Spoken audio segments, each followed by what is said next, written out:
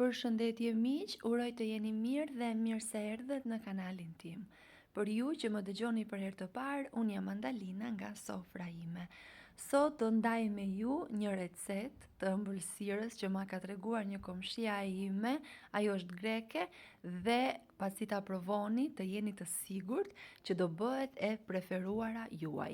Përgatitet shumë shpejt, ka një shije, një aromë fantastike. Qëndroni me mua ta përgatisim së bashku pa humbur kohë.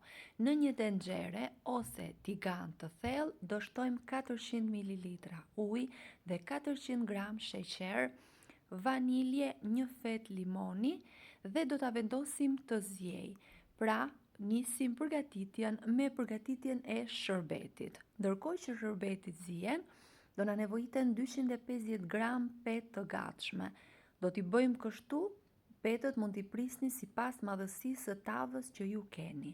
Kam tretur 100 gram gjalp. Çdo petë do ta lyejm me gjalp mirë, kështu si po shihni në video. Do t'i mbledhim në formë firzamonike me kujdes, kështu si po shihni në video. Dhe do t'i vendosim në tavën e pjekjes. Ja kështu. Dua t'ju kujtoj se nëse jeni i ri në kanalin tim, ju ftoj të hidhni një sy recetave të mia dhe nëse ato ju pëlqejnë, mos harroni të bëni subscribe dhe të shtypni butonin e zilës, kështu do njoftoheni për çdo recetë të re të postuar. Çdo ditë postohet nga një recetë. Dhe e pjekim në 180 gradë për 10 minuta sa të marrin ngjyrë. Ndërkohë në një enë tjetër do përziejmë komposto pjeshke, vezë dhe 200 gram kos. Dhe gjithashtu edhe 100 gram sheqer, 50 ml vaj ulliri. Do vazhdojmë me vanilje dhe një lugë çaji pluhur fryrës. Të gjithë masën do ta frulojmë shumë mirë. Nëse nuk keni fruluese, mund t'i bëni të gjitha në blender. Çfarëdo lloj blenderi që ju gjendet në shtëpi. Unë kam përdorur komposto pjeshke, por mund të përdorni çfarëdo lloj kompostoje që ju gjendet në shtëpi. Pra mund ta përgatisni me shije të ndryshme. Pasi masa bëhet kështu si po shihni në video dhe petët janë pjekur, pra do t'i pishni sa të marrin këtë ngjyrë, jo më shumë që t'i digjni.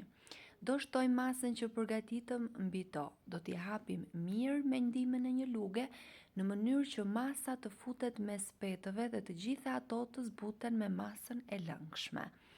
Dhe pasi e kemi gati, do ta pjekim në 180 gradë derisa të jetë gati në furrë të parangrohur. Keni parasysh pjekja gjithmonë në varësi të sobës që keni. Ky është rezultati pas pjekjes.